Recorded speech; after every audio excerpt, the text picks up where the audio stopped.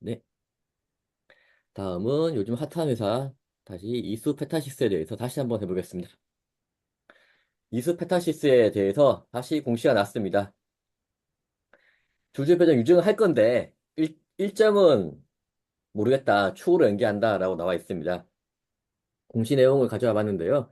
당사는 유상 증자를 계속 할 건데, 구체적인 일정은 미정이고, 세부 일정이 확정되는 대로 공시를 하겠다라고 이렇게 주요 사항 보고서를 정정을 했고요. 여기에 대해서 이제 한국경제에서는 기사를 쓰기를 이건 완전히 뭐 회사 입장에 쓴 거니까 유상증자 제동 건회사 되게 많고 2022년 대비해서 두 배나 잘하고 어떤 회사들은 유상증자 철회하기로 했다. 근데 이제 주주 보호, 소액주주 보호를 위해서 금감원에서 깐깐하게 이제 심사를 하고 있다. 그럼에도 불구하고 현대차 증권은 문턱을 넘었다. 거기에는 개인 주주하고 이야기했다는 걸 114회 대면 미팅 8회 등등 주주와 소통 강화했다라는 걸 적고 나서 넘었다라고 나와 있고요.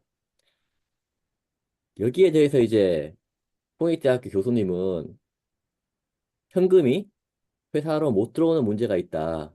유상증자가 무조건 다 나쁜 게 아닌데 다 이렇게 막아버리면 자금 조달 루트러스의 가치가 없어진다라고 지금 이야기를 하고 있습니다. 어이, 예.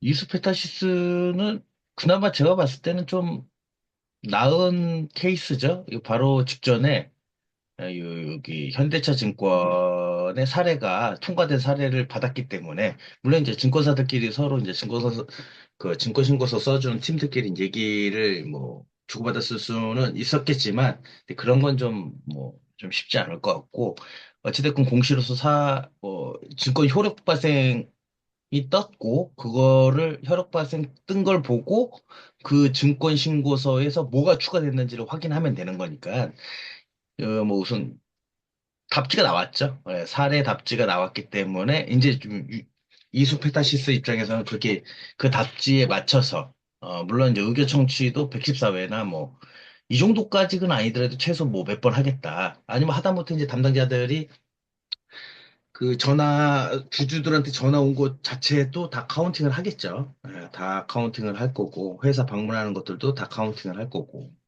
예, 그럴 거라고 봐요. 그리고 뭐 기관들 만나는 거라든지, 이제 NDR 미팅도 좀 열 거고. 그런 걸 이제 안 하겠다고 하는 게 아니라, 내가 이걸 하기 위해서, 유상증자를 하기 위한 증권신고서 통과되기 위해 한 줄 쓰기 위해서 이제 진행을 하는 거죠.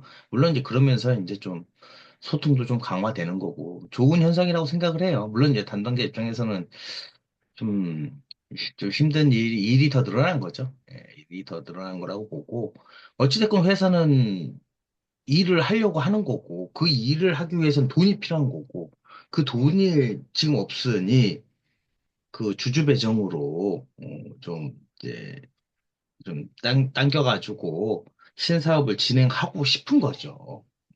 그래서 내가 돈이 없거나 아니면 난 이 신사업에 대해서 원치 않는다라고 하면 주주 배정은 참가를 안 하고 그냥 내 주식도 그냥 처분하면 되는 거예요.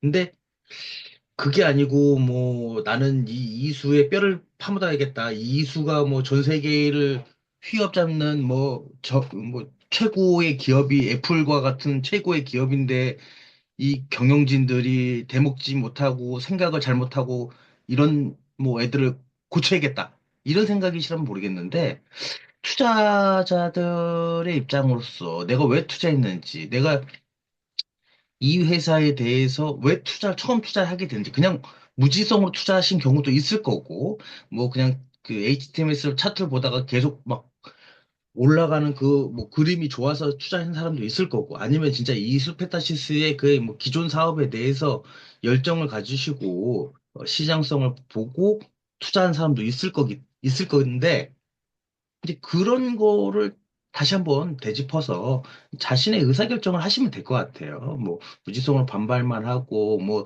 옆에 사람들을 동조를 해서 뭘 해야겠다.